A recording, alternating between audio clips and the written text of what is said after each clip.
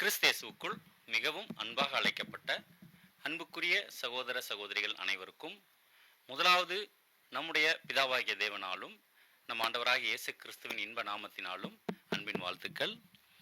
இந்த நாளிலும் கூட தேவன் நம்முடைய வாழ்நாளில் மீண்டுமாக ஒரு நாளை கிருபையாக நமக்கு கூட்டி தந்து அவருடைய மேன்மையான சத்தியங்களை நாம் தொடர்ந்து தியானிப்பதற்கு நமக்கு கிருபை பாராட்டியிருக்கிறார். பிதாவாகிய தேவனுக்கு நம் ஆண்டவர் மூலம் துதிகளையும் ஸ்தோத்திரங்களையும் ஏறெடுத்துக் கொள்வோம். அன்புக்குரிய சகோதர சகோதரிகளே, நாம் தொடர்ந்து அவர் வைல்டர்னஸ் வாண்டரிங்ஸ் அப்படிங்கிற நம்முடைய மூத்த சகோதரர் எழுதின புத்தகத்தில் இருக்கிற சத்தியங்களை நாம் தொடர்ந்து தியானிச்சுட்டு வரோம். இதில் கடந்த வாரம் வரைக்கும் நாம் 10 பாகங்கள் நம்ம பார்த்து முடிச்சிருக்கோம். மொத்தம் 12 பாகங்கள் சகோதரர் எழுதியிருக்கார். சரி, இப்போ இதில் கடந்த வாரத்தில் 10ஆம் பாகத்தில் நாம் என்ன பார்த்தோம் பாருங்க. ஆசரிப்பு கூடாரத்தினுடைய மூடு திரைகளை குறித்து நம்ம கடந்த வாரத்தில் தியானித்தோம். அதில் ஒரு சின்ன ரீகால் பண்ணிட்டு நம்ம இந்த வார பாடத்துக்குள்ள நம்ம போகலாம். ஃபர்ஸ்ட் நம்ம என்ன பார்த்தோம் அப்படின்னா, இந்த ஆசரிப்பு கூடாரத்தினுடைய 4 விதமான மூடு திரைகள்.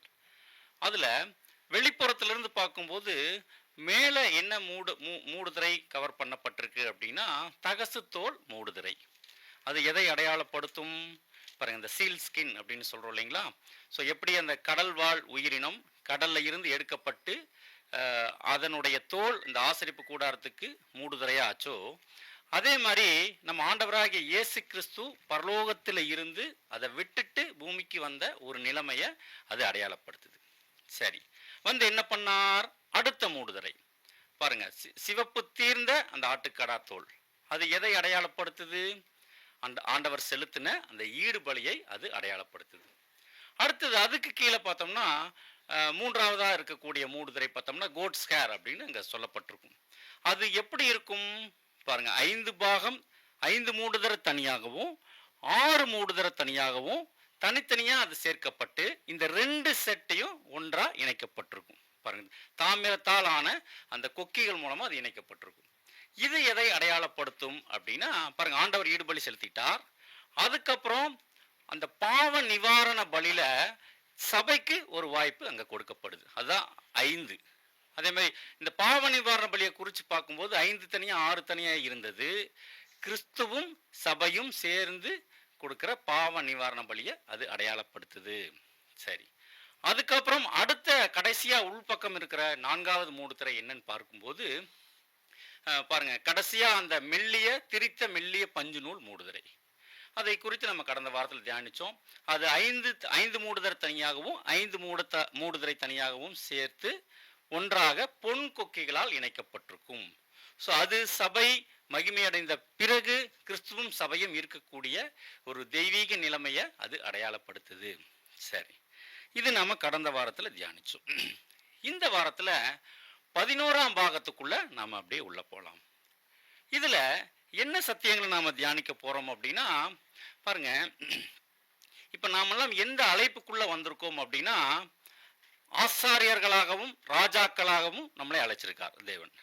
இதுல இப்ப ராஜ்யத்துல நம்ம ஒட்டுமொத்த உலக ஜனங்களையும் தேவனிடத்துல வழி நடத்தக்கூடிய ஒரு ஆசாரிய ஊழியம் நாம செய்ய போறோம். ஆண்டவராகிய இயேசு கிறிஸ்துவோடு சேர்ந்து நாம செய்ய போறோம்.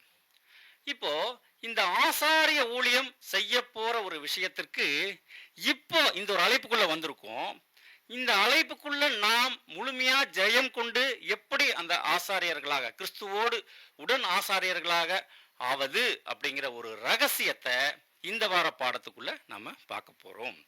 சரி, இதுல நம்ம என்ன பார்க்க போறோம்னா, ஆசாரியர்களை பழைய ஏற்பாட்டு காலத்துல பிரதிஷ்டை பண்ணுவாங்க இல்லைங்களா. இந்த பிரதிஷ்டை பண்ணக்கூடிய முறைமைகள், இதுல ஆசாரியர்கள் எப்படிப்பட்ட ஒரு வாழ்க்கையை வாழணும் அப்படிங்கிற விஷயங்கள் இதெல்லாம் அங்க அடையாளமா அங்க சொல்லப்பட்டிருக்கு. பாருங்க, இப்ப நாம இந்த பூமியில வாழ்ந்து கொண்டிருக்கக்கூடிய ஒரு வாழ்க்கை எப்படிப்பட்டதா இருக்கணும், எப்படிப்பட்ட வாழ்க்கை வாழ்ந்தா ராஜ்யத்துல கிறிஸ்துவோடு உடன் ஆசாரியர்களாக நாம் அங்க போகலாம் அப்படிங்கிறத குறித்து இந்த வார பாடத்துல நாம தியானிக்கலாம். பாருங்க, அப்படியே பாடத்துக்குள்ள போயிடலாம். இந்த ஆசாரியர்களை பிரதிஷ்டை பண்ணக்கூடிய ஒரு விஷயம் எங்க பதிவு பண்ணப்பட்டிருக்கு அப்படின்னா பாருங்க, லேவியர் ஆகமத்துல 8ஆம் அதிகாரத்துல இந்த ஒரு முறைமைகள் அங்க பதிவு பண்ணப்பட்டிருக்கு. இப்போ அப்படியே நாம பாடத்துக்குள்ள போயிடலாம். வசனம் வாசிக்கலாம். லேவியராகமம் 8ஆம் அதிகாரம் 1 முதல் 3 வசனங்கள். 8ஆம் அதிகாரம் 1ஆம் வசனம் முதல். கர்த்தர் மோசேயை நோக்கி, நீ ஆரோனையும் அவன் குமாரரையும் வரவழைத்து வஸ்திரங்களையும் அபிஷேக தைலத்தையும் பாவ நிவாரண பலிக்கு ஒரு காளையையும் 2 ஆட்டுக்கடாக்களையும் ஒரு கூடையில் புளிப்பில்லா அப்பங்களையும் கொண்டு வந்து சபையெல்லாம் ஆசரிப்பு கூடார வாசலுக்கு முன்பாக கூடி வரச் செய் என்றார். பாருங்க, இந்த ஒரு வசனத்தை நல்லா கூர்ந்து கவனிக்கலாம். இந்த ஒரு வசனத்துல 7 விதமான விஷயங்கள் அங்க 2ஆம் வசனத்துல பதிவு பண்ணப்பட்டிருக்கிறத நாம கவனிக்கலாம்.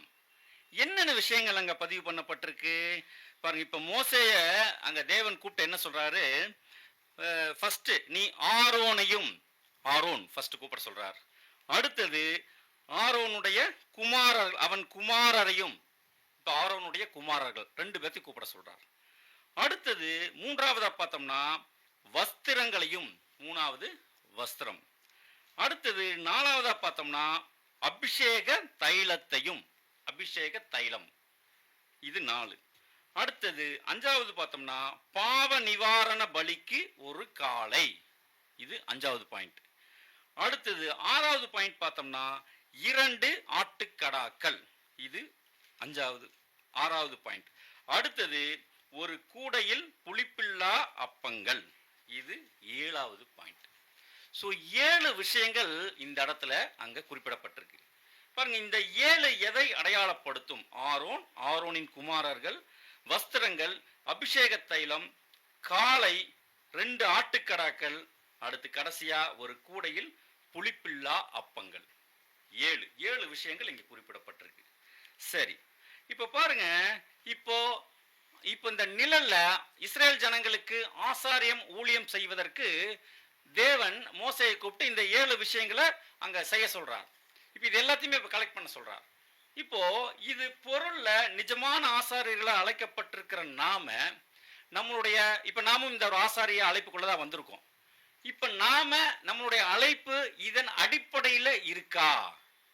நம்ம கொஞ்சம் கவனிக்கலாம். பாருங்க, பொதுவா இதுல 7 விஷயங்கள் அங்கு குறிப்பிடப்பட்டிருக்கு. 7 அப்படின்னாவே நமக்கு தெரியும், அது பரிபூரணத்தை அது அடையாளப்படுத்தும், ஒரு முழுமையான ஒரு நிலைமையை அடையாளப்படுத்தும். இப்ப நாம இந்த ஆசாரிய அழைப்புக்குள்ள வந்திருக்கோம். இந்த 7 விஷயங்களும் நம்மளுடைய வாழ்க்கையில காணப்படுதா?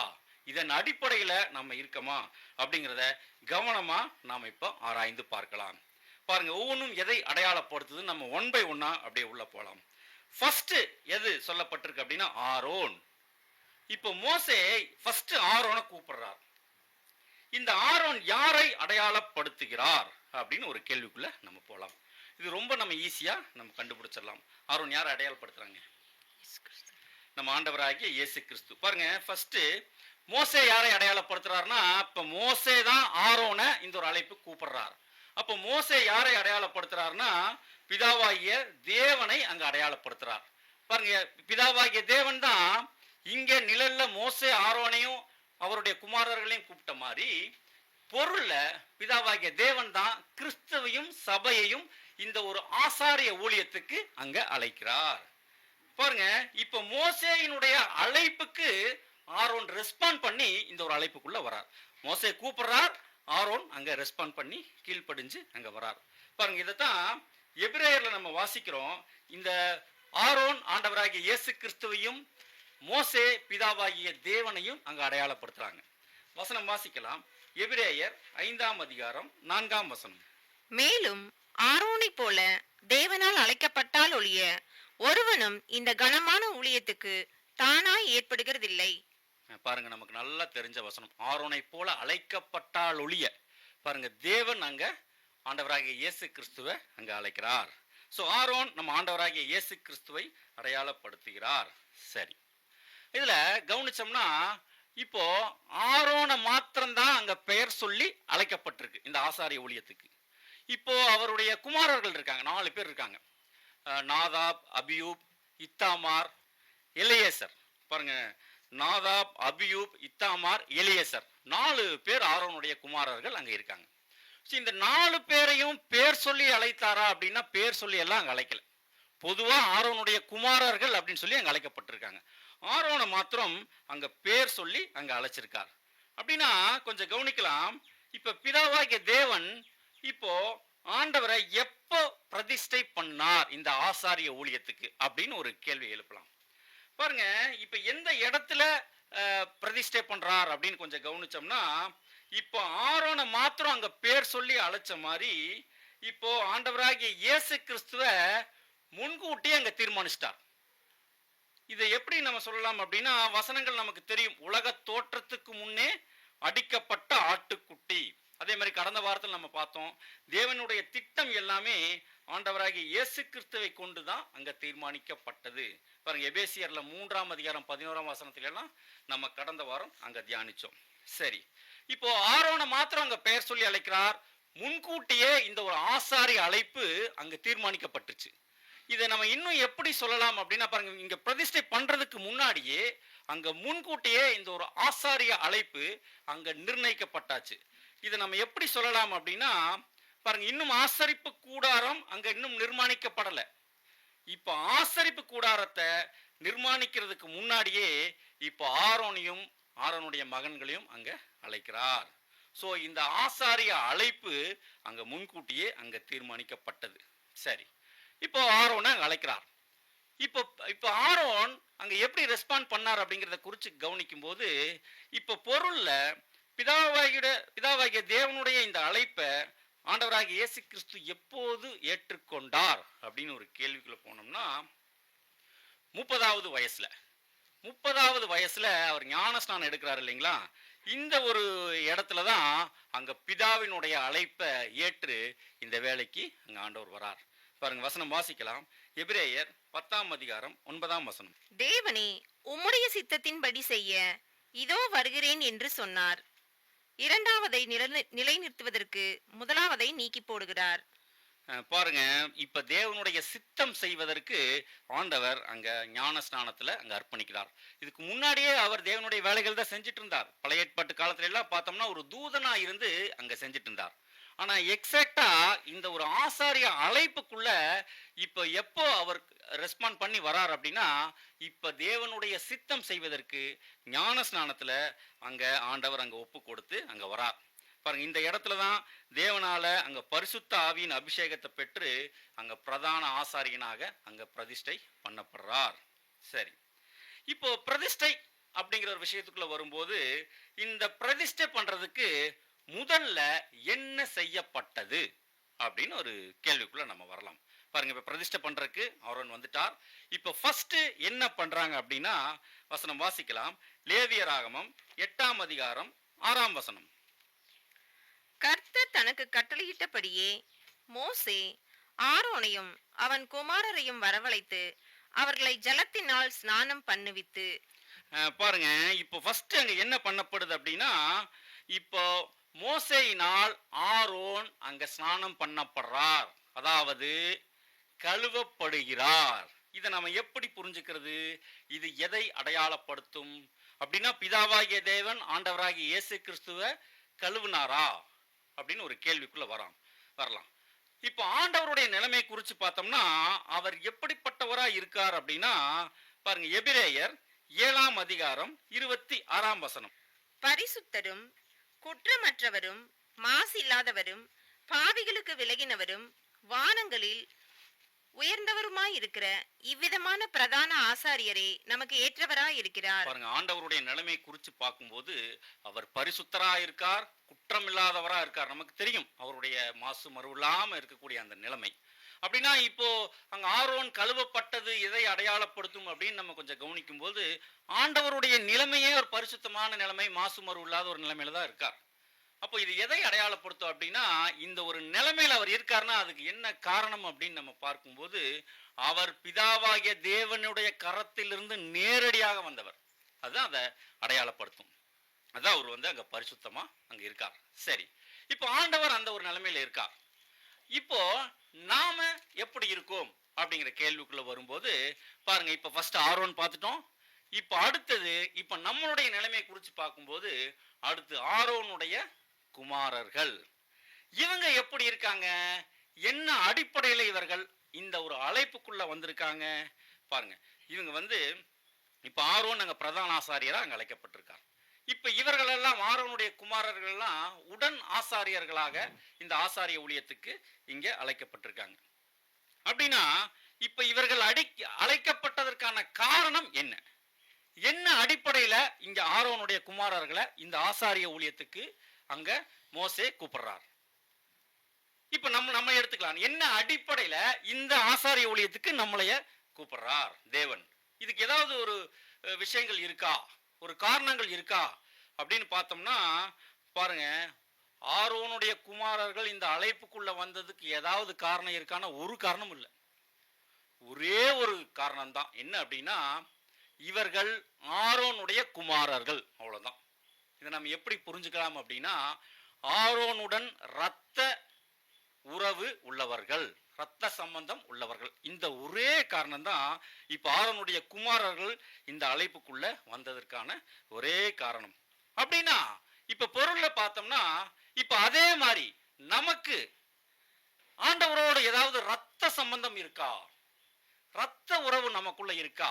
இருந்ததுன்னா இந்த அடிப்படையில தான் இப்ப நாமும் உடன் ஆசாரியர்களாக அழைக்கப்பட்டிருக்கிறோம். நல்லா புரிஞ்சுக்கலாம். அப்படின்னா பாருங்க, நமக்கு என்ன இரத்த சம்பந்தம் ஆண்டவரோடு உள்ளது? வசனம் வாசிக்கலாம். கொலோசையர் 1ஆம் அதிகாரம் 14ஆம் வசனம். குமாரனாகிய அவருக்குள் அவருடைய இரத்தத்தினாலே பாவ மன்னிப்பாகிய மீட்பு நமக்கு உண்டாயிருக்கிறது.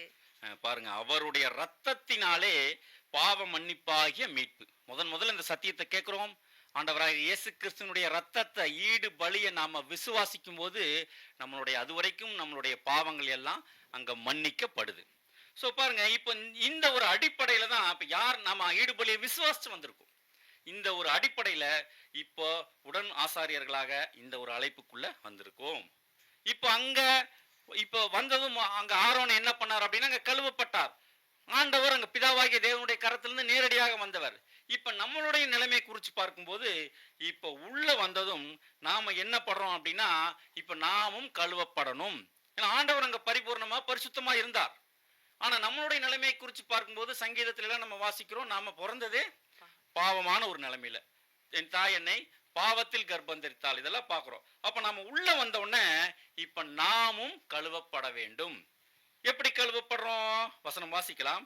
எபிரேயர் 9ஆம் அதிகாரம் 14ஆம் வசனம். நித்திய ஆவினாலே தம்மைத்தாமே பழுதற்ற பலியாக தேவனுக்கு ஒப்பு கொடுத்த கிறிஸ்துவினுடைய இரத்தம் ஜீவனுள்ள தேவனுக்கு ஊழியம் செய்வதற்கு உங்கள் மனசாட்சியை செத்த கிரியைகளற சுத்திகரிப்பது எவ்வளவு நிச்சயம். பாருங்க, இப்ப அவருடைய ஈடுபலி, அவருடைய ரத்தத்தை விசுவாசிக்கும் போது அந்த ரத்தம் நம்மளுடைய பாவங்கள் எல்லாத்தையும் அங்க கழுவுது. இப்ப நம்ம கழுவப்பட்டுட்டோம். சரி, இப்போ அடுத்தது நாம என்ன பண்ணணும்? இப்ப ஆசாரிய அழைப்புக்குள்ள வந்துட்டோம். என்ன அடிப்படை? ரத்த சம்பந்தம். அவருடைய ரத்தத்தை விசுவாசிக்கிறது மூலமா இந்த அழைப்புக்குள்ள வந்திருக்கோம். இப்ப கழுவப்பட்டாச்சு. இப்ப அடுத்து நாம என்ன பண்ணணும் பாருங்க. 3வது பாயிண்ட் என்ன பார்த்தோம்னா, ஆரோன் ஃபர்ஸ்ட், ஆரோனுடைய குமாரர்கள் 2வது, 3வது வஸ்திரங்கள். சரி, இப்ப இந்த ஒரு இப்ப கழுவப்பட்டதுக்கு அப்புறம் அங்க வஸ்திரங்கள் அங்க கொடுக்கப்பட்டது. ஆரோனுக்கும் அவருடைய குமாரர்கள் 2 பேருக்கும் அங்க வஸ்திரங்கள் கொடுக்கப்பட்டது. இப்ப என்ன வஸ்திரங்கள் அங்க கொடுக்கிறார் அப்படின்னு கொஞ்சம் கவனிச்சோம்னா, வசனம் வாசிக்கலாம். லேவியராகமம் 8ஆம் அதிகாரம் 7 முதல் 9 வசனங்கள். அவனுக்கு உள்ளங்கியை போட்டு இடைக்கச்சையை கட்டி மேலங்கியை உடுத்தி ஏபோத்தை தரித்து அதன் மேல் ஏபோத்தின் விசித்திரமான கச்சையை கட்டி அவனுக்கு மார்பதக்கத்தை அணிந்து மார்பதக்கத்திலே ஊரீம் தும்மீம் என்பவைகளையும் வைத்து அவன் தலையிலே பாகையை தரித்து பாகையின் மேல் அவன் நெற்றியிலே பரிசுத்த கிரீடம் என்னும் பொற்பட்டத்தை கட்டினான். பாருங்க, இந்த வஸ்திரங்களை குறித்து இது ஒரு தனி பாடமாவே நம்ம பார்க்கலாம். இப்ப இந்த பாடத்துல நம்ம கவனிக்க வேண்டியது என்ன அப்படின்னா, இதுல சொல்லப்பட்டிருக்கிற இந்த விஷயங்கள், உள்ளங்கி, இடைக்கச்சை, மேலங்கி, ஏபோத், விசித்திரமான கச்சை, மார்பதக்கம், சோ இது எல்லாமே என்ன ஒரு வஸ்திரம் அப்படின்னா, மகிமையின் வஸ்திரம் அங்க ஆரோனுக்கு அங்க கொடுக்கப்படுது. பாருங்க, இப்ப இந்த ஆசாரிய ஊழியம் செய்வதற்கு இவர்களுக்கு வஸ்திரங்கள் கொடுக்கிற விஷயத்துக்குள்ள வரும்போது 2 விதமான வஸ்திரங்கள் அங்க கொடுக்கப்படுது. ஒண்ணு என்னன்னா, இப்ப நம்ம படிச்ச இந்த மகிமையின் வஸ்திரம் ஒண்ணு கொடுக்கப்படுது. மகிமையின் வஸ்திரங்கள் போடுவாங்க. அடுத்தது இன்னொரு வஸ்திரம் என்ன அப்படின்னா, இப்ப ஆசாரியர்கள் இந்த மகிமையின் வஸ்திரத்தை எப்பவுமே போட்டிருப்பாங்களா அப்படின்னா, பலி செலுத்தும் போது இவர்கள் என்ன வஸ்திரம் தான் போட்டிருப்பாங்க அப்படின்னா, பாருங்க வசனம் வாசிக்கலாம். லேவியராகமம் 6ஆம் அதிகாரம் 10ஆம் வசனம்.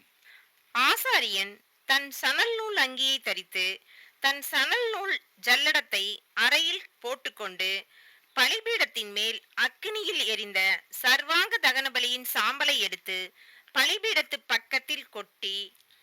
பாருங்க இந்த வசனத்துல நம்ம தெளிவா புரிஞ்சுக்கலாம். ஆசாரியர்களுக்கு 2 விதமான வஸ்திரங்கள் கொடுக்கப்படுது. ஒன்னு மகிமையின் வஸ்திரம், ரெண்டாவது இவர்கள் பலி செலுத்தும் போது சணல் நூல் வஸ்திரம் கொடுக்கப்படுது. ஸோ இதை போட்டுட்டு தான் இவர்கள் தேவனுடைய ஆசாரிய ஊழியத்தை அங்க செய்வாங்க.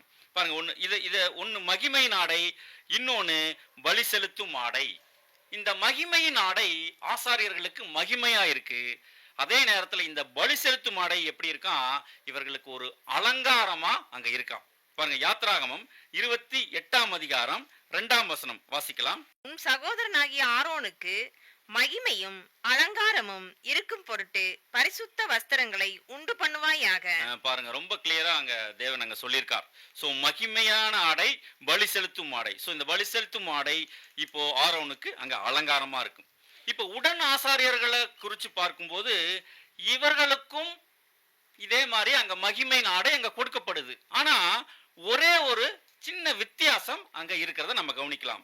இது எங்க பார்க்கலாம் அப்படின்னா பாருங்க, இந்த லேவியராகமத்திலேயே 8ஆம் அதிகாரம் 13ஆம் வசனத்துல கொஞ்சம் கவனிச்சோம்னா வாசிக்கலாம். லேவியராகமம் 8ஆம் அதிகாரம் 13ஆம் வசனம். பின்பு மோசே கர்த்தர் தனக்கு கட்டளையிட்டபடியே ஆரோனின் குமாரரை வரவழைத்து அவர்களுக்கு அங்கிகளை உடுத்தி இடைக்கச்சைகளை கட்டி குல்லாக்களை தரித்து. பாருங்க இந்த இடத்துல நம்ம கொஞ்சம் கவனிச்சோம்னா இப்போ உடன் ஆசாரியர்களுக்கு என்ன கொடுக்கப்படுதான், குல்லாக்கள் அங்க ஆட் பண்ணப்படுது. ஆனா பிரதான ஆசாரியர்களுக்கு அங்க அந்த குல்லாக்கள் கொடுக்கப்படல. அதே நேரத்துல உடன் ஆசாரியர்களுக்கு கொடுக்கும்போது ஆரோனுடைய குமாரர்களுக்கு குல்லாக்கள் அங்க கொடுக்கப்படுது. அப்படின்னா இந்த குல்லா எதை அடையாளப்படுத்தும் அப்படின்னா ரொம்ப சிம்பிள். இந்த ஆசாரிய ஊழியத்துல தாங்கள் தலை அல்ல, தாங்கள் சரீரம் தான். தலை நம்ம ஆண்டவராகிய இயேசு கிறிஸ்துவை அடையாளப்படுத்தும் பிரதான ஆசாரியர். சோ அதைத்தான் அடையாளப்படுத்தும் என்பதற்கு அடையாளமாக கூட உடன் வேலை செய்யக்கூடிய உடன் ஆசாரியர்களுக்கு இங்க குல்லாக்கள் அங்க கொடுக்கப்படுது. சரி, இப்போ நம்ம எல்லாருமே இந்த ஆசாரிய அழைப்புக்குள்ள, இந்த பிரதிஷ்டைக்குள்ள வந்திருக்கோம். இப்ப நாம என்ன ஆடை அணிந்திருக்கிறோம் அப்படின்னு கேட்டா என்ன சொல்லுங்க? இப்ப நம்ம என்ன ட்ரெஸ் போட்டிருக்கோம்? மகிமையின் ஆடையா, சணல் நூல் வஸ்திரமா? சணல் நூல் வஸ்திரம். பாருங்க, இப்போ நம்ம இன்னும் மகிமை அடையல. முழுமையா நம்மளுடைய கோர்ஸ் எல்லாம் முடிச்சுட்டு அதுக்கப்புறம் தான் நமக்கு அந்த மகிமையின் ஆடை, திரைக்கு அப்பால் நம்ம போனதுக்கு அப்புறம் அந்த ஒரு மகிமையின் ஆடையில இருப்போம். ஆனா இப்ப நாம என்ன வஸ்திரம் தான் தரிச்சிருக்கோம் அப்படின்னா சணல் நூல் வஸ்திரத்தை அங்க ஆசாரியர்கள் பலி செலுத்தும் போது சணல் நூல் வஸ்திரத்தை அங்க போட்டுட்டு தான் பலி செலுத்துவாங்க. அப்ப இப்ப நாம பலியின் ஜீவியத்துல நம்மளுடைய வாழ்க்கை போயிட்டு இருக்கு. அப்போ இப்ப நாம சணல் நூல் வஸ்திரத்தை தரிச்சிருக்கோம். சணல் நூல் வஸ்திரம் எதை அடையாளப்படுத்தும்? பாருங்க, இப்ப ஆரோன் பலி செலுத்தும் போது சணல் நூல் வஸ்திரத்தை போட்டுட்டு பலி செலுத்துவார். அவருக்கு அது எதை அடையாளப்படுத்தும் அப்படின்னா சணல் நூல் வஸ்திரம் நீதியை அடையாளப்படுத்தும். அப்ப ஆரோன் அங்க சணல் நூல் வஸ்திரம் தரித்திருக்கும் போது ஆரோனுடைய நீதியை அதை அடையாளப்படுத்தும். அதுவே இப்ப நாம இந்த சணல் நூல் வஸ்திரத்தை தரிச்சிட்டு இருக்கோம் அப்படின்னா இப்ப நம்மளுடைய நீதியை அடையாளப்படுத்துமா அப்படின்னா அதற்கு வாய்ப்பே இல்லை. நம்ம எல்லாருமே அங்க பாவத்துல விழுந்து அங்க எழுந்துட்டு இருக்கோம். தேவனுடைய கிருபையில் அப்படியே போயிட்டு இருக்கோம். அப்போ இது நம்மளுடைய இது யாருடைய நீதியை அடையாளப்படுத்தும் அப்படின்னா இதுவும் ஆண்டவராகிய இயேசு கிறிஸ்துவனுடைய நீதி. அவர் செஞ்ச பலியின் புண்ணியத்தை இப்ப நாம தரிச்சிட்டு இந்த ஒரு பலியின் ஜீவியத்துல நம்ம ஓடிட்டு இருக்கோம். ஆனா நம்மளுடைய கோர்ஸ் முடிச்சு நாம் ஜெயம் கொண்ட பிறகு அப்ப நாம நம்மளுடைய சொந்த நீதியை அங்க தரிச்சிட்டு இருப்போம். அப்ப மகிமையின் உடையில ஒரு மகிமை அடைந்த நிலைமையில அப்ப நாமும் அங்க இருப்போம். சரி, இதுல ஒரு மிக முக்கியமான ஒரு கேள்வி என்ன எழும்புது அப்படின்னா பாருங்க, இப்பதான் ஆசாரியர்களுக்கு பிரதிஷ்டை அங்க செய்யப்பட்டு இருக்கு. இப்ப இன்னும் பலி செலுத்தப்பட்டுச்சா அப்படின்னா இன்னும் பலிகள் செலுத்தப்படல. அப்போ இன்னும் ஒரு பலி கூட செலுத்தப்படாத நிலைமையில இப்பவே ஆரோன் அவருடைய குமாரர்கள் பார்த்தோம்னா மகிமையான உடையை அணிஞ்சிட்டு நிக்கிறாங்க. அப்ப இது எதை அடையாளப்படுத்தும்? பாருங்க, இன்னும் பலி செலுத்துவதற்கு முன்னாடியே மகிமையின் ஆடையை இவர்கள் தரித்து கொண்டிருப்பது எதை அடையாளப்படுத்தும் அப்படின்னா இப்போ இந்த ஒரு மகிமைய, இந்த ஒரு ஆசாரிய ஊழியம் செய்யக்கூடிய அந்த ஒரு உரிமையை இந்த ஒரு விஷயத்தை இவர்கள் ஜஸ்ட் பெற்றுக்கொண்டார்கள் அப்படிங்கிற விஷயத்தை அடையாளப்படுத்தும். இன்னும் உரிமையாக்கவில்லை, தற்காலிகமாக இவர்கள் பெற்றுக்கொண்டிருக்கிறார்கள் அப்படிங்கிற விஷயத்தை அங்க அடையாளப்படுத்தும். அப்ப எப்பதான் உரிமையாக்கப்படும் பாருங்க, பலிகள் எல்லாம் செலுத்தி முடிச்சதுக்கு அப்புறம்.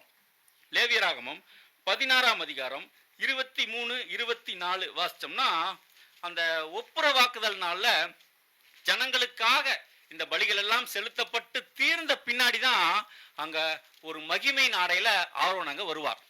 அப்போ இப்ப பாருங்க, இதுதான் ஒரு தற்காலிகமான ஒரு நிலைமையில ஜஸ்ட் பெற்றுக்கொண்ட நிலைமையில இருக்கக்கூடிய விஷயத்தை அடையாளப்படுத்தும். கோர்ஸ் முடிச்சதுக்கு அப்புறம் அப்ப உண்மையிலேயே நாம ஒரு மகிமை நாடையில அங்க இருப்போம். அப்படின்னா கவனிங்க, இப்போ ஆரோன் இப்ப ஆண்டவராகிய இயேசு கிறிஸ்து அவருடைய பலி எல்லாம் முடிச்சுட்டு அவர் மகிமையான நிலைமையில அங்க போயிட்டார். இப்ப நம்மளுடைய நிலைமையை குறித்து நம்ம இப்ப பார்க்கலாம். இப்ப நாம இந்த அர்ப்பணிச்சு இந்த ஒரு விஷயத்துக்குள்ள வந்திருக்கோம். ஆவியினால ஜனிப்பிக்கப்பட்டு இப்ப ஆண்டவராகிய இயேசு கிறிஸ்துவுக்கு உடன் சுதந்திரர்கள் அப்படிங்கிற ஒரு விஷயத்துக்குள்ள வரோம். இதுதான் இப்ப நமக்கு கொடுத்திருக்கிற மிகப்பெரிய ஒரு பிரிவிலேஜ். இந்த ஒரு அழைப்புக்குள்ள வந்திருக்கோம். கிறிஸ்துவுடைய சரீரத்துல அங்கங்களா வந்திருக்கோம், உடன் சுதந்திரங்களா வந்திருக்கோம், ஒட்டுமொத்த உலகத்திலேயே நீதிமான் ஆக்கப்பட்ட ஒரு நிலைமையில இருக்கும், ஆவியினால் ஜனிக்கப்பட்டு இருக்கும். இந்த ஒரு நிலைமை. சோ இந்த ஒரு நிலைமைய இப்போ இந்த மாம்சத்திலேயே நாம் பெற்றுக்கொண்டிருக்கிறோம். இந்த ஒரு விஷயத்தை இதான் இது அடையாளப்படுத்துது. பாருங்க, இதுதான் ரோமர் 8ஆம் அதிகாரம் 16, 17 வசனங்கள்ல நாம கவனிக்கலாம், வாசிக்கலாம். நாம் தேவனுடைய பிள்ளைகளாய் இருக்கிறோம் என்று ஆவியானவர் தாமே நம்முடைய ஆவியுடனே கூட சாட்சி கொடுக்கிறார். நாம் பிள்ளைகளானால் சுதந்திரருமாமே, தேவனுடைய சுதந்திரரும் கிறிஸ்துவுக்கு உடன் சுதந்திரருமாமே. கிறிஸ்துவுடனே கூட நாம் மகிமைப்படும்படிக்கு அவருடனே கூட பாடுபட்டால் அப்படி ஆகும். பாருங்க, இப்பவே நம்ம சுதந்திரர்கள் தான். ஆனா அதே நேரத்துல அந்த அந்த ஒரு விஷயத்தை, ஒரு பொக்கிஷத்தை நம்ம பெற்றுக்கொண்டிருக்கிறோம். ஆனா முழுமையா இன்னும் உரிமையாக்கவில்லை.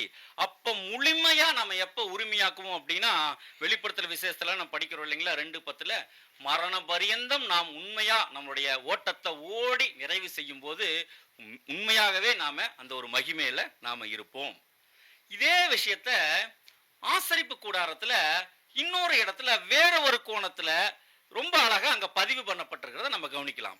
பாருங்க, எங்க பதிவு பண்ணப்பட்டிருக்கு அப்படின்னா, பாருங்க, யாத்ராகமம் 26ஆம் அதிகாரம் 37ஆம் வசனத்துல நாம கொஞ்சம் கவனிச்சோம்னா நமக்கு தெரியும். அங்க ஆசரிப்பு கூடாரத்துல பார்த்தோம்னா பரிசுத்த ஸ்தலம், மகா பரிசுத்த ஸ்தலம் அங்க இருக்கும். இந்த இதுல ஃபர்ஸ்ட் உள்ள என்டர் ஆகும்போது அந்த பரிசுத்த ஸ்தலம் முதல் திரை இருக்கும். பரிசுத்த ஸ்தலத்துக்குள்ள போகும்போது அதனுடைய வாசல்கள்ல பார்த்தோம்னா 5 விதமான தூண்கள் அங்க இருக்கும். இந்த தூண்கள் எப்படி இருக்கும் அப்படின்னா, சீத்தி மரத்தால அந்த பலகைகள்ல செய்யப்பட்டு சுற்றிலும் பொன்னால கவர் பண்ணப்பட்டு இருக்கும். இந்த தூண்கள் கொஞ்சம் கவனிச்சோம்னா இதனுடைய பாட்டம் அடியில எப்படி அங்க பதிக்கப்பட்டிருக்கும் அப்படின்னா, பாருங்க, தாமிரத்தால் ஆன ஒரு கற்குழிகள்ல அது பதிக்கப்பட்டிருக்கும். நம்ம டேபிள் எல்லாம் பார்க்குறோம் இல்லைங்களா, அந்த புஷ் மாதிரி எல்லாம் இருக்கும்ல, பாருங்க அந்த மாதிரி கீழே பாட்டம் தாமரத்தாலான ஒரு கற்குழிகள் மாதிரி செஞ்சு அதுல இந்த சீத்தி மரத்தால செஞ்ச 5 பொன் தூண்களை அங்க பதிச்சு வச்சிருக்கும். இது எங்க அப்படின்னா, பரிசுத்த ஸ்தலத்துக்கு என்ட்ராகக்கூடிய வாசல்ல 5 தூண்கள் இருக்கும். சரி, இந்த தூண்களுக்கு வெளியில அங்க திரைகள் போட்டு கவர் பண்ணப்பட்டிருக்கும். திரையை ஓபன் பண்ணி அந்த தூண்கள் வழியா உள்ள பரிசுத்த ஸ்தலத்துக்குள்ள நாம உள்ள போவோம். உள்ள இருக்கிற பொருட்கள் நமக்கு தெரியும், அந்த குத்து விளக்கு, தூபபீடம், அந்த மேஜை, அப்பம், இதெல்லாம் அங்க உள்ள இருக்கும். சரி, இப்ப இதுல நாம கவனிக்க வேண்டிய விஷயம் என்ன அப்படின்னா, பாருங்க, இந்த தூண்கள் எப்படி பதிக்கப்பட்டிருக்குன்னா பொன்னாலான விஷயங்கள், அதே நேரத்துல இது தாமிரத்தாலான குழிகள்ல அங்க பதிக்கப்பட்டிருக்கு. அப்ப பொன் எதை அடையாளப்படுத்தும் நமக்கு தெரியும். பொன் அப்படிங்கிற விஷயம்னு பார்த்தோம்னாவே ஒரு தெய்வீக குணலட்சணம் அப்படிங்கிற விஷயத்தை அது அடையாளப்படுத்தும். அது நம்ம ஓட்டத்தை ஓடி முடிக்கும் போது நம்ம அந்த நிலைமையில் இருப்போம். ஆனா இப்போ நாம இருக்கிற நிலைமை என்ன அப்படின்னு கொஞ்சம் கவனிச்சோம்னா, கீழே தாமிரத்தால் ஆன கற்குழிகள் இருக்கு. இந்த கற்குழிகள்ல இந்த பொன் அங்க பதிக்கப்பட்டிருக்கு. அப்படின்னா இந்த தாமிரம் எதை அடையாளப்படுத்தும்னா மனுஷீக தன்மையை அடையாளப்படுத்தும். நமக்கு நல்லா தெரியும், காப்பர் மனுஷீக நிலைமை அடையாளப்படுத்தும். இப்போ இந்த மனுஷீக நிலைமையில இந்த பொன் போன்ற விஷயம் அங்க பதிக்கப்பட்டிருக்குது. எதை அடையாளப்படுத்துகிறது? வசனம் வாசிக்கலாம். 2 கொரிந்தியர் 4ஆம் அதிகாரம் 7ஆம் வசனம். இந்த மகத்துவம் உள்ள வல்லமை எங்களால் உண்டாயிராமல் தேவனால் உண்டாயிருக்கிறது என்று விளங்கும்படி இந்த பொக்கிஷத்தை மண்பாண்டங்களில் பெற்றிருக்கிறோம். பாருங்க, இந்த பொக்கிஷத்தை, என்ன பொக்கிஷம் பாருங்க. நாம இந்த ஒரு அழைப்புக்குள்ள வந்தோடனே ஃபர்ஸ்ட் ஆவியினால் அங்க ஜனிப்பிக்கப்படுறோம். நம்மளுடைய சிந்தையில புது சிருஷ்டி அப்படிங்கிற ஒரு கரு அங்க ஜனிப்பிக்கப்படுது. அது தொடர்ந்து அங்க வளர்ந்து அது பூரணத்துக்குள்ள அங்க போகணும். ஸோ பாருங்க, அதை இந்த ஒரு பொக்கிஷத்தை இந்த மண்பாண்டம், இந்த ஒரு மாம்சீக ஒரு நிலைமையிலேயே இப்ப நாம் பெற்றுக்கொண்டிருக்கிற ஒரு நிலையை அது அடையாளப்படுத்துகிறது. பாருங்க, அப்போ நாம் இன்னும் அதை ஜஸ்ட் இப்ப பெற்றுக்கொண்டிருக்கிறோம், இன்னும் முழுமையா நம்ம உரிமையாக்கவில்லை. அப்ப நம்ம எப்ப உரிமையாக்குவோம்? இப்ப முதல் திரையை கடந்து உள்ள வரோம். அடுத்தது பரிசுத்த ஸ்தலத்திலிருந்து மகா பரிசுத்த ஸ்தலத்துக்கு போகக்கூடிய திரையை கடக்கணும். இதான் திரைக்கப்பால் நம்ம போகக்கூடிய ஒரு நிலைமை. இப்ப பரிசுத்த ஸ்தலத்துக்கும் மகா பரிசுத்த ஸ்தலத்துக்கும் இடையில இருக்கிற அந்த இடத்துல வாசல் பார்த்தோம்னா 4 விதமான தூண்கள் அங்க நிறுத்தப்பட்டிருக்கும். அதே மாதிரி அங்க பொன்னால் மூடப்பட்ட தூண்கள் அங்க நிறுத்தப்பட்டிருக்கும். ஆனா இந்த இடத்துல எப்படி இருக்கா அந்த தூண்கள் பாருங்க. வசனம் வாசிக்கலாம். யாத்திராகமம் 26ஆம் அதிகாரம் 32ஆம் வசனம். சீத்திம் மரத்தினால் செய்து பொன் தகட்டால் மூடப்பட்ட 4 தூண்களிலே அதை தொங்கவிடு.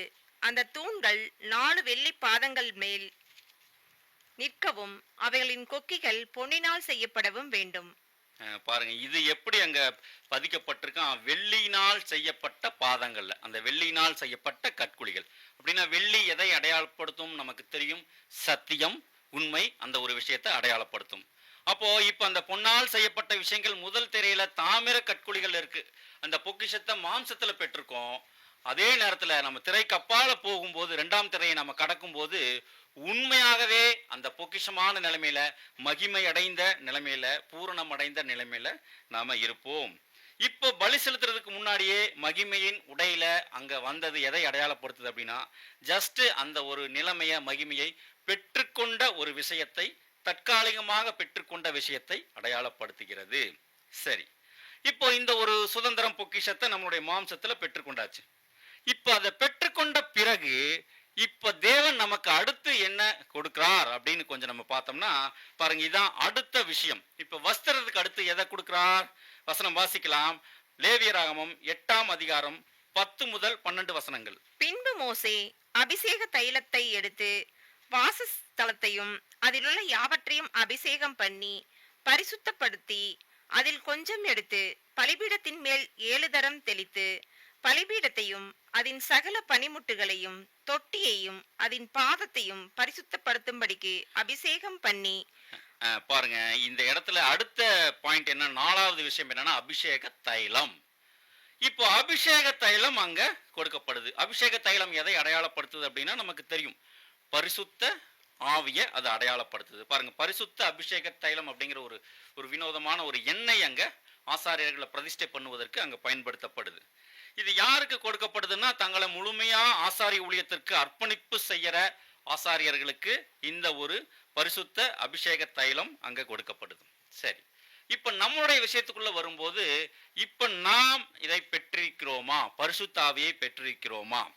நாமும் நம்மை உண்மையா முழுமையா நாம அர்ப்பணிச்சு தேவனுடைய இந்த வேலையில பலியின் ஜீவியத்துல வந்தோம்னா நமக்கும் இந்த பரிசுத்த ஆவி கொடுக்கப்படும். இப்ப நாம் இதை பெற்றிருக்கிறோமா இல்லையா அப்படிங்கிற கேள்விக்குள்ள வரும்போது ரொம்ப சிம்பிளா ஒரு கேள்வி கேட்கலாம். பாருங்க, இப்ப நாம் எல்லாம் தேவனுடைய பிள்ளைகளா அப்படின்னு ஒரு கேள்வி கேட்டா எப்படி இருக்குங்க? கேள்வி ஒரு மாதிரி இருக்கு இல்லைங்களா? நம்ம எல்லாரும் தேவனுடைய பிள்ளைகள் தான். நம்முடைய அப்பா அவர் தான். இப்ப நம்ம தேவனுடைய பிள்ளைகளா அப்படின்னு ஏன் கேட்கிறோம் அப்படின்னு கொஞ்சம் கவனிச்சோம்னா அதற்கு ஒரு வசனம் இருக்கு. 1ஆம் அதிகாரம் 13ஆம் வசனம். நீங்களும் உங்கள் ரட்சிப்பின் சுவிசேஷம் ஆகிய சத்திய வசனத்தை கேட்டு விசுவாசிகள் ஆன போது வாக்குத்தத்தம் பண்ணப்பட்ட பரிசுத்த ஆவியால் அவருக்குள் முத்திரை போடப்பட்டீர்கள். பாருங்க, வாக்குத்தத்தம் பண்ணப்பட்ட பரிசுத்த ஆவியால் அவருக்குள் முத்திரை போடப்பட்டோமா அப்படின்னா அதை நாம எப்படி புரிஞ்சுக்கலாம்? நீங்க என்னுடைய பிள்ளைகள் தான் அப்படின்னு தேவன் நம்ம மேல பண்ற ஒரு சீல், ஒரு முத்திரை தான் இந்த ஒரு பரிசுத்த ஆவி.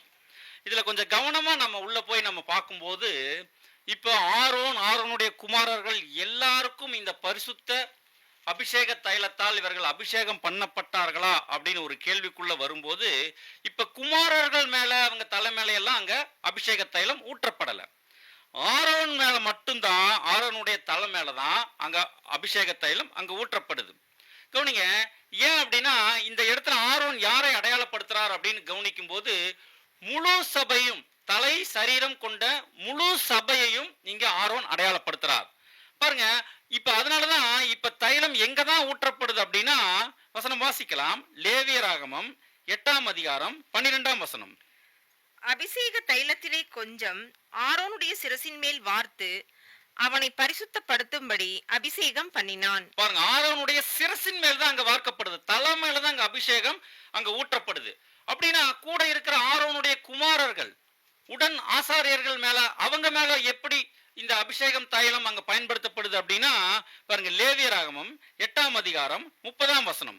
மோசே அபிஷேக தைலத்திலும் பலிபீடத்தின் மேலிருந்த இரத்தத்திலும் கொஞ்சம் எடுத்து ஆரோன் மேலும் அவன் வஸ்திரங்கள் மேலும் அவன் குமாரர் மேலும் அவர்கள் வஸ்திரங்கள் மேலும் தெளித்து ஆரோனையும் அவன் வஸ்திரங்களையும் அவன் குமாரரையும் அவன் குமாரரின் வஸ்திரங்களையும் பரிசுத்தப்படுத்தினான். பாருங்க, இப்ப ஆரோனுடைய குமாரர்கள் மேல ஜஸ்ட் தெளிக்கப்படுது, ஆரோனுடைய தலை மேலதான் அங்க ஊற்றப்படுது.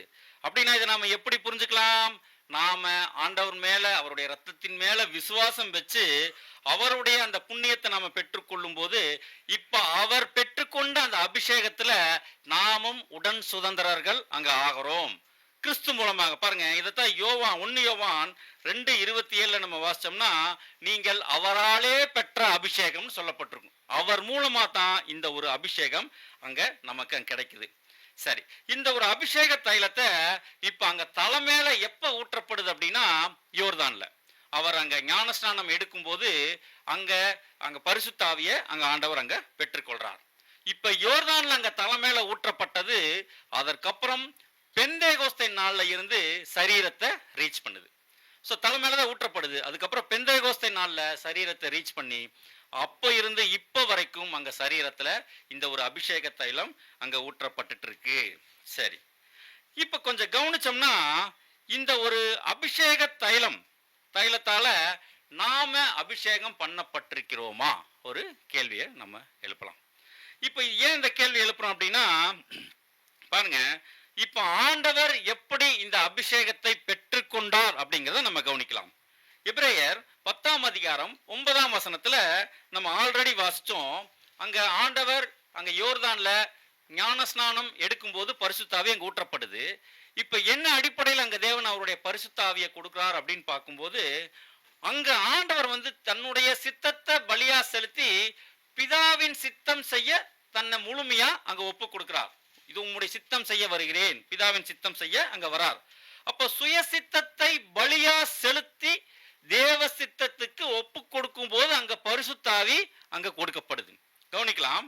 இப்போ அதே மாதிரி இப்போ ஆண்டவர் தன்னை பின்பற்றுகிறவர்களுக்கு ஒரு மிக முக்கியமான ஒரு நிபந்தனை வைக்கிறார். என்ன நிபந்தனை அப்படின்னா, யாரெல்லாம் தன்னை போலவே சுய சித்தத்தை பலியாக செலுத்தி தேவ சித்தத்துக்கு முழுமையாக ஒப்பு கொடுக்கிறார்களோ அவங்களுக்கு தான் அந்த பரிசுத்த ஆவியின் அபிஷேகம் அங்க கொடுக்கப்படுது. பாருங்க, இதைத்தான் லூக்கா 9ஆம் அதிகாரம் 23ஆம் வசனத்துல எல்லாம் நம்ம வாசிக்கிறோம். நம்ம பேசிக்ல இருந்து பார்க்கிறோம். ஒருவன் என்னை பின்பற்றி வர விரும்பினால் அவன் தன்னைத்தான் வெறுத்து தன் சிலுவையை எடுத்துக்கொண்டு, அப்படின்னா பாருங்க, தன்னை வெறுக்கும் சுயசித்தத்தை பலியா செலுத்துறது. அப்ப சிலுவை அப்படின்னா எதை அடையாளப்படுத்தும்னா, பாடுகள் அடையாளப்படுத்தும். பாடுகள் எதை நிமித்தம் வரக்கூடிய பாடுகள்? பாருங்க, இப்ப நம்ம மேல என்ன இருக்கான்? தேவனுடைய சித்தம் இருக்கான், தேவ சித்தம் செய்யக்கூடிய ஒரு விஷயம் இருக்கு.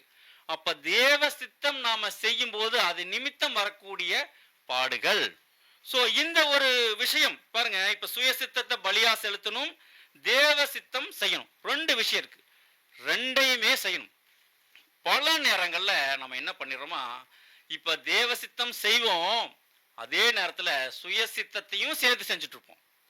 ஆனா 2 விஷயத்தையும் செய்யணும். பாருங்க, பரிசுத்த ஆவியின் அபிஷேகத்தை பெற்றுக்கொள்வதற்கு இதைத்தான் நம்ம ஆல்ரெடி நம்ம பாடங்களை, நம்ம முந்தின பாடங்களை பார்த்தோம். எபிரேயர் 1:9ஆம் வசனத்துல எல்லாம் நம்ம வாசிக்கும் போது, நீதியை சிநேகித்து அக்கிரமத்தை வெறுப்பது. நீதியையும் சிநேகிக்கணும், அக்கிரமத்தையும் வெறுக்கணும். 2 விஷயத்தையும் பண்ணணும். ஒரு பக்கம் தேவனுடைய நீதியை சிநேகிச்சு தேவனுக்கு கீழ்ப்படிஞ்சு நடந்துட்டு, இன்னொரு பக்கம் அக்கிரமத்தையும் பாவத்தையும் நாம விரும்பி அதையும் ஒரு பக்கம் ஈவனா நம்ம கொண்டு போயிட்டு இருந்தோம்னா பரிசுத்த ஆவியின் அபிஷேகம் நமக்கு கிடைக்காது. அதை நாம அசட்டை பண்ணுகிறவர்களாக அதை நாம இழந்து போயிடுவோம். பாருங்க, அதனாலதான் இந்த ரெண்டு விஷயத்தையும் தன்னை பின்பற்றுகிறவர்களுக்கு ஆண்டவர் அங்க நிபந்தனையா அங்க வைக்கிறார். சரி, இப்ப பரிசுத்தாவியை நமக்கு கொடுத்துட்றார். நம்ம நீதியை சிநேகிக்கிறோம், பாவத்தை வெறுத்து தேவனுடைய பலியின் ஜீவித்துக்குள்ள போகும்போது பரிசுத்தாவி நமக்கு கொடுக்கப்படுது. இப்ப பரிசுத்தாவியை நாம் பெற்றுக்கொண்ட பிறகு நாம என்ன செய்யணும் பாருங்க. 5வது முறைமைக்குள்ள நம்ம போலாம். அடுத்தது 5வதா என்ன முறைமை அங்க சொல்லப்பட்டிருக்கு அப்படின்னா, காளை. பாருங்க, பாவ நிவாரண பலியாக காளை அங்க கொண்டு வர சொல்றார். அப்போ இந்த பாவ நிவாரண பலியை குறித்து நம்ம பார்க்கும்போது, பொதுவா பாவ நிவாரண பலி அப்படின்னா அங்க என்ன நம்ம பார்ப்போம் அப்படின்னா, இளங்காளை, வெள்ளாட்டுக்கடா, போக்காடு. இளங்காளை எதை அடையாளப்படுத்தும்? ஆண்டவராகிய இயேசு கிறிஸ்துவை அடையாளப்படுத்தும். வெள்ளாட்டுக்கடா அவருடைய சபை அடையாளப்படுத்தும். போக்காடு திரள் கூட்டத்தை அடையாளப்படுத்தும். இது பேசிக். இப்போ இந்த இடத்துல நம்ம கொஞ்சம் கவனிக்கும் போது கொஞ்சம் நம்ம கன்ஃபியூஸ் ஆயிட வேண்டாம். இப்ப லேவியராகமத்தை குறித்து பார்க்கும்போது, இப்ப லேவியராகம் 4ஆம் அதிகாரத்தில் இதே மாதிரி இளங்காலை அங்க பலி செலுத்துறது குறித்து பதிவு பண்ணப்பட்டிருக்கும். இப்ப 8ஆம் அதிகாரத்துல ஆசாரியர்களை பிரதிஷ்டை பண்ணக்கூடிய விஷயங்கள்ல இங்கேயும் ஒரு காளை அங்க பலி செலுத்துற விஷயத்துல பதிவு பண்ணப்பட்டிருக்கு.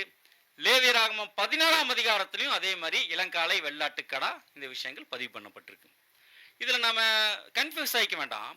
லேவியராகம் 4ஆம் அதிகாரத்தை குறித்து நம்ம பார்க்கும்போது அங்க எதற்காக அந்த பலிகள் அங்க கொடுக்கப்பட்டிருக்கு அப்படின்னா, இஸ்ரேல் ஜனங்கள்ல ஒரு தனிப்பட்ட நபர் செய்யக்கூடிய தனிப்பட்ட பாவங்களுக்கு பலி செலுத்துவதை குறித்து அங்க கொடுக்கப்பட்டிருக்கும். அதற்காக அந்த பலி அங்க செலுத்தப்படும்.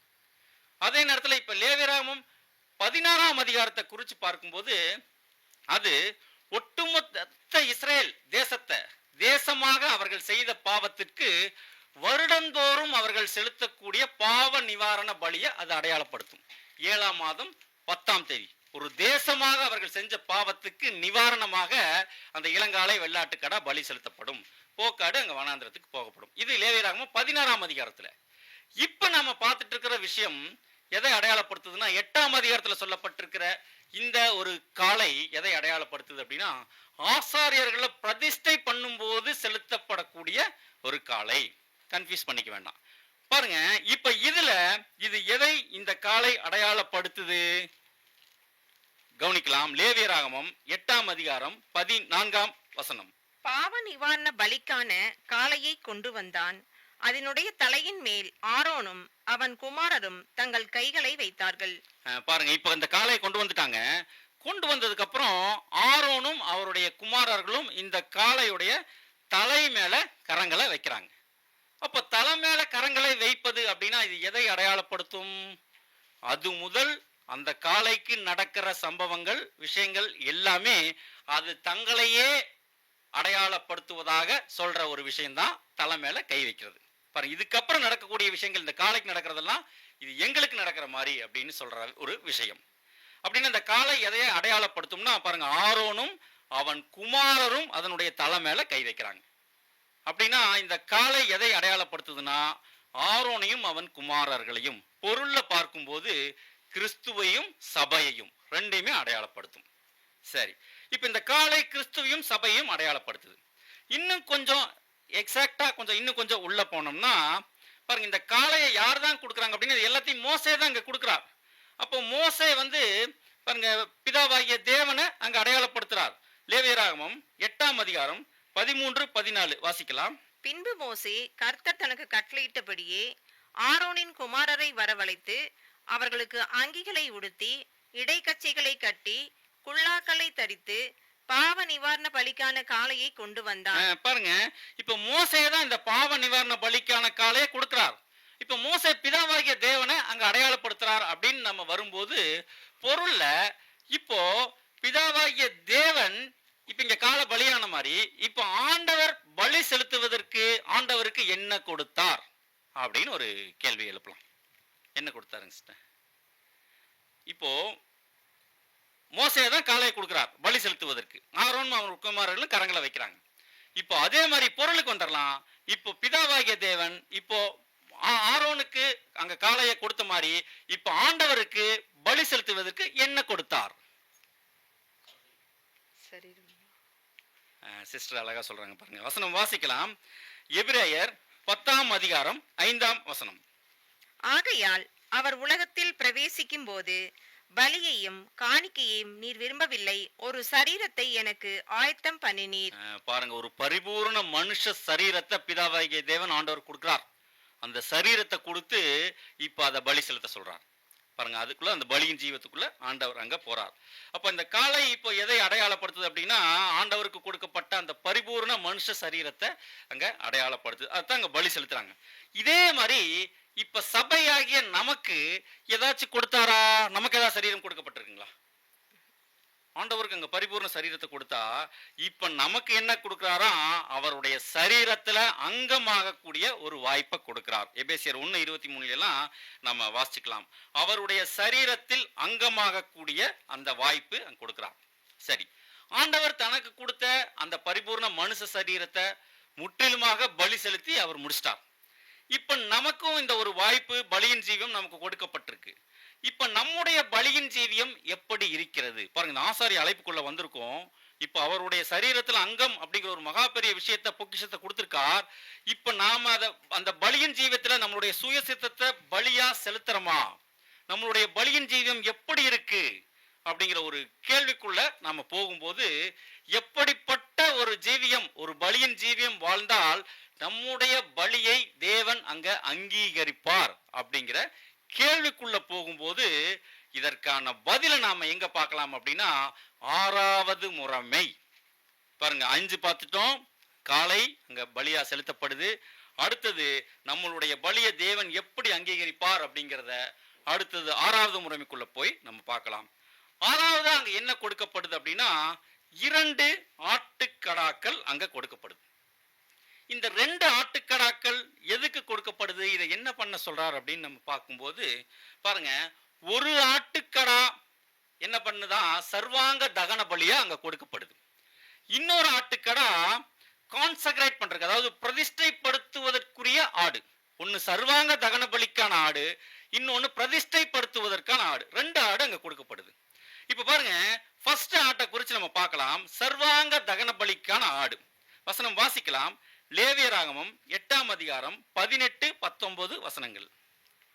பின்பு அவன் சர்வாங்க தகன பலிக்கு ஆட்டுக்கடாவை கொண்டு வந்தான். அதன் தலையின் மேல் ஆரோனும் அவன் குமாரரும் தங்கள் கைகளை வைத்தார்கள்.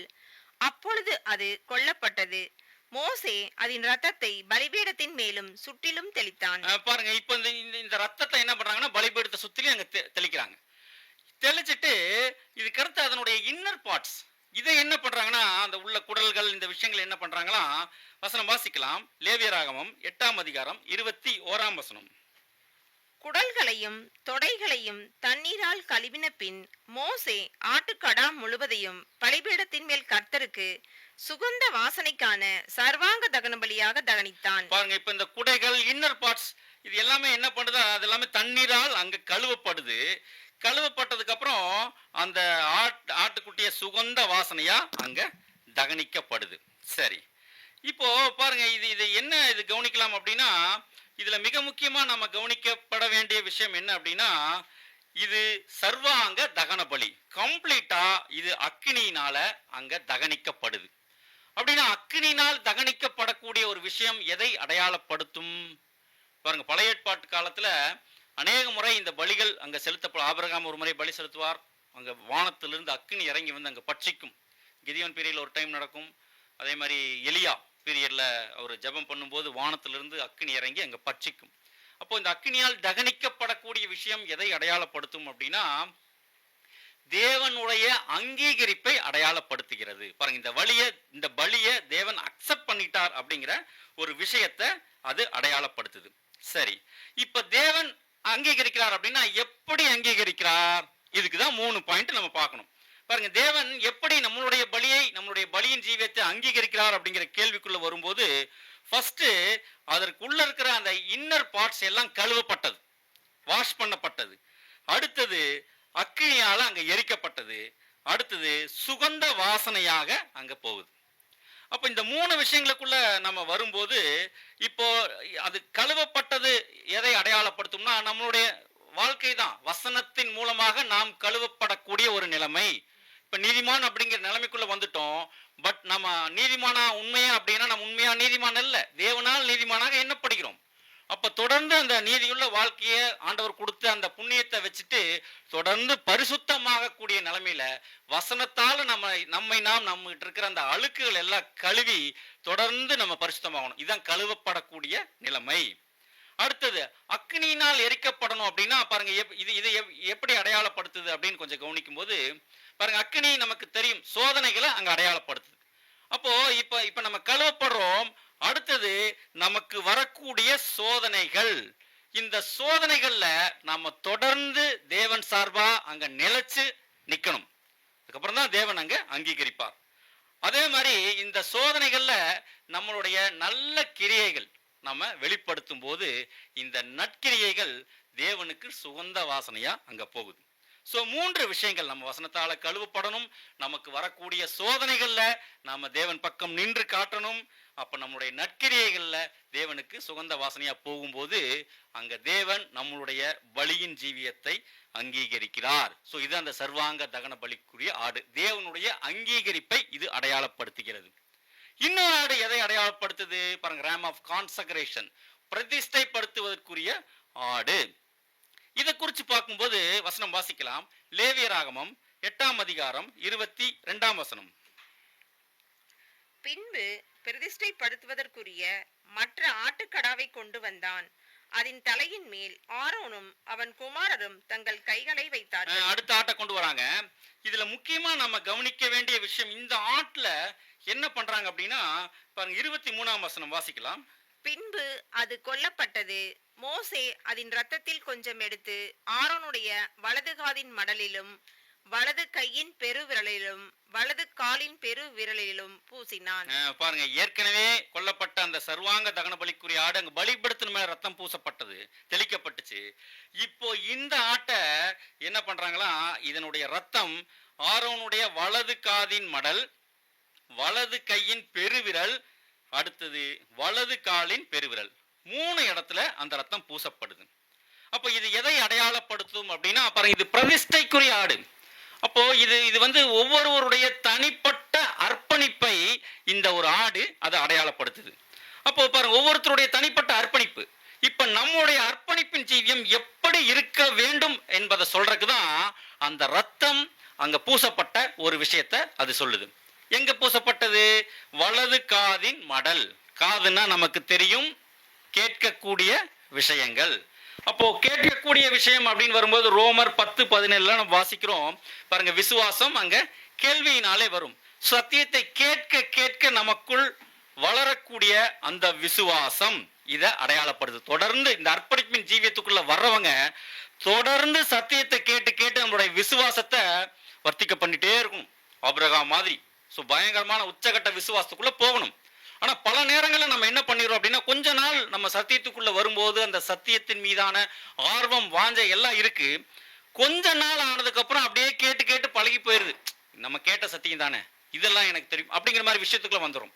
இதுல அநேக சத்தியத்தை பேசக்கூடிய சகோதரர்கள் பேசுறதுக்கு தான் அங்க முக்கியத்துவம் கொடுக்குறாங்களே தவிர உட்கார்ந்து சத்தியத்தை கேட்பதற்கு முக்கியத்துவம் கொடுக்குறாங்களான்னா ஒரு பெரிய கேள்விக்குறி இப்போ சமீப காலங்களில் நம்ம பார்த்துட்டு இருக்கோம்.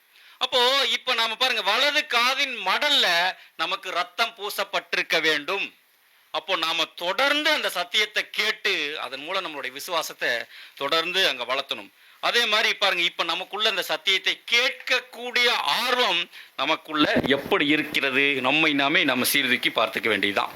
அதே மாதிரி சத்தியத்தை கேட்டு வலது கையின் பெருவிரல், அதற்கு ஏற்ற கிரியை நாம செய்யறோமா? அதே மாதிரி பாருங்க, இப்ப நம்ம தேவனுடைய கிரியை, தேவனுக்கு பிரியமான கிரியைகள் தான் செய்யறோம் அப்படிங்கிறதுக்கு என்ன சாட்சி?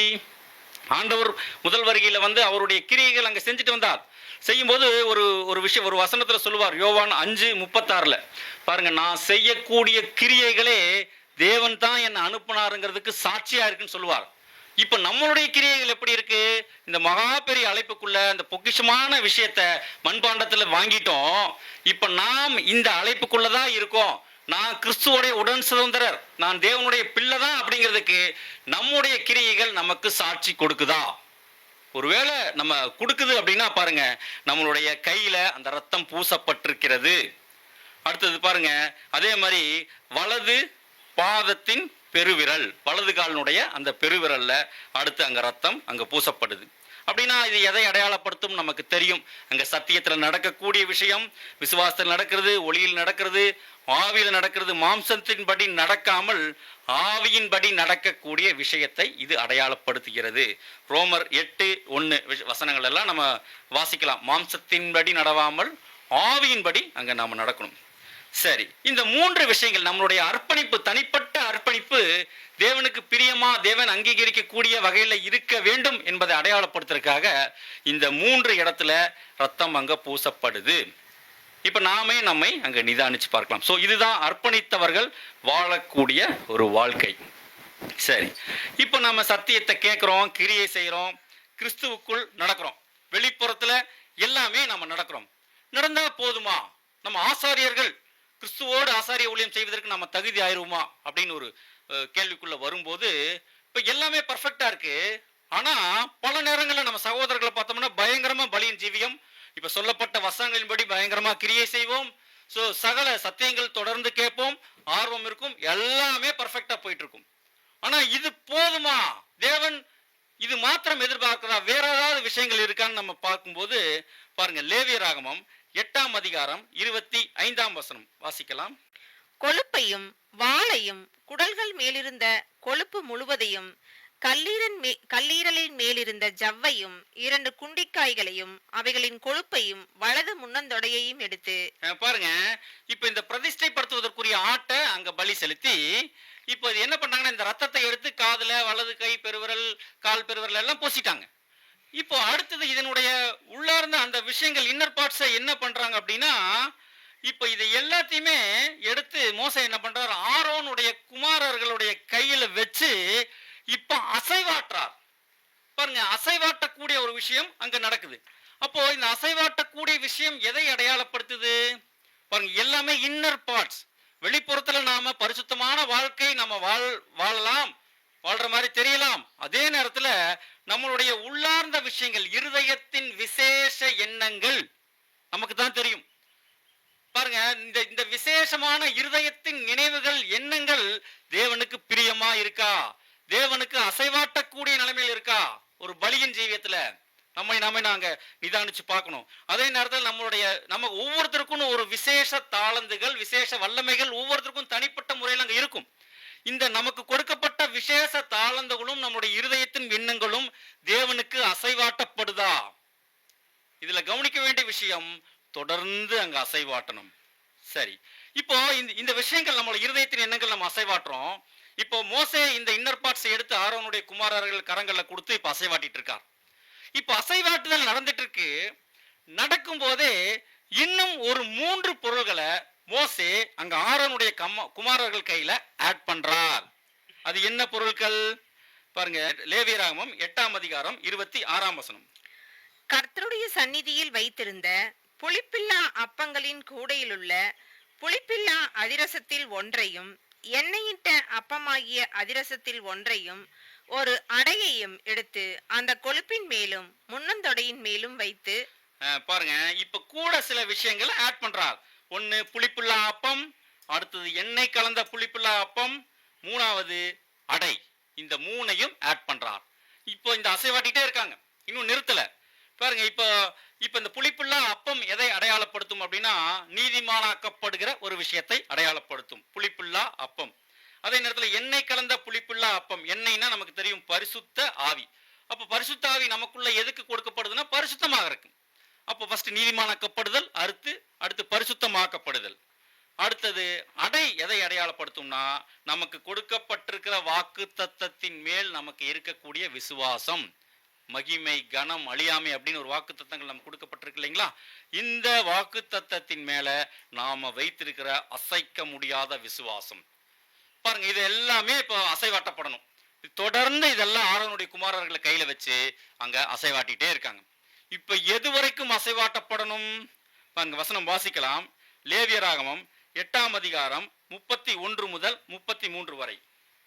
பின்பு மோசே ஆரோனையும் அவன் குமாரரையும் நோக்கி, நீங்கள் அந்த மாம்சத்தை ஆசரிப்பு கூடார வாசலிலே வேவித்து ஆரோனும் அவன் குமாரரும் அதை புசிப்பார்களாக என்று கட்டளையிட்டிருக்கிறபடியே அங்கே அதையும் உங்கள் பிரதிஷ்டை பலிகளிலுள்ள கூடையில் இருக்கிற அப்பத்தையும் புசித்து மாம்சத்திலும் அப்பத்திலும் மீதியானதை அக்கினியிலே சுட்டெரித்து பிரதிஷ்டையின் நாட்கள் நிறைவேறும் வரைக்கும் 7 நாள் ஆசரிப்பு கூடார வாசலை விட்டு புறப்படாதிருங்கள். 7 நாளளவும் நீங்கள் பிரதிஷ்டைப்படுத்தப்படுவீர்கள். பாருங்க, இப்ப இதுல கவனிக்க வேண்டிய விஷயம் என்னன்னா, அடுத்தது 7வது விஷயம் என்ன அப்படின்னா, அந்த கூடையில் இருக்கக்கூடிய அப்பம், பிரதிஷ்டை பலிகளுள்ள கூடையில் இருக்கிற அப்பம். பாருங்க, இதை என்ன பண்ணணுமா, தொடர்ந்து இந்த 7 நாள் பிரதிஷ்டை பண்ற வரைக்கும் இதை அங்க புசிக்கணும். 7 நாள் நீங்க அங்க வெளியே போயிடக்கூடாது, புறப்படாதிருங்கள். 7 நாள் அளவும் நீங்கள் பிரதிஷ்டைப்படுத்தப்படுவீர்கள். நம்ம ஆல்ரெடி பார்த்தோம், 7ங்கிறது ஒரு பரிபூரணத்தை அங்க அடையாளப்படுத்துது. ஸோ இப்ப எப்படி பூரணமாகும் அப்படின்னா, இந்த அசைவாட்டப்படுது. இப்ப தொடர்ந்து நாம் அசைவாட்டிட்டு இருக்கோம். அசைவாட்டிட்டு இருக்கும்போது எது வரைக்கும் நாம் அசைவாட்டப்படணும்னா பூரணம் அடையும் வரை. அப்ப எப்ப நாம பூரணம் அடைவோம்? லேவியராகமம் 8ஆம் அதிகாரம் 28ஆம் வசனம் பாருங்க. பின்பு மோசே அவைகளை அவர்கள் உள்ளங்கைகளிலிருந்து எடுத்து பலிபீடத்தின் மேல் இருக்கிற தகன பலியின் மேல் தகனித்தான். அவைகள் சுகந்த வாசனையான பிரதிஷ்டை பலிகள். இது கர்த்தருக்கு தகன பலியானது. மோசே அவைகளை அவர்கள் உள்ளங்கையிலிருந்து எடுக்கும் வரைக்கும் தொடர்ந்து அசைவாட்டப்படணும். இவங்கெல்லாம் எடுத்து வச்சிட முடியாது, மோசே தான் அங்க எடுக்கணும். அப்ப எது வரைக்கும் நாம அசைவாட்டணும் அப்படின்னா, பிதாவாகிய தேவன் நம்மளுடைய பலியை அங்கீகரிக்கும் வரை, நம்மை ஏற்றுக்கொள்ளும் வரை நாம தொடர்ந்து இந்த வேலைகளை நாம செய்யணும். ஸோ அன்புக்குரிய சகோதர சகோதரிகளே, இந்த வாரத்தில் நம்ம என்ன பார்த்தோம் அப்படின்னா, நம்ம அந்த ஆசாரிய பிரதிஷ்டையில நாம் நம்மளுடைய ஜீவியத்தை எப்படி நாம் இந்த பூமியில நம்ம வாழணும் அப்படிங்கிற விஷயத்த இந்த ஒரு லேவியராகமம் 8ஆம் அதிகாரத்துல அங்க பதிவு பண்ணப்பட்டிருக்கு. தொடர்ந்து அடுத்த வாரம் நம்மளுடைய வனாந்தர பிரயாணத்தின் 12ஆம் பாகத்துக்குள்ள நாம் கடந்து செல்லலாம். கேட்ட சத்தியங்களை தேவன் தாமே நமக்கு ஆசீர்வாதமாக்கி தருவாராக. ஆமீன்.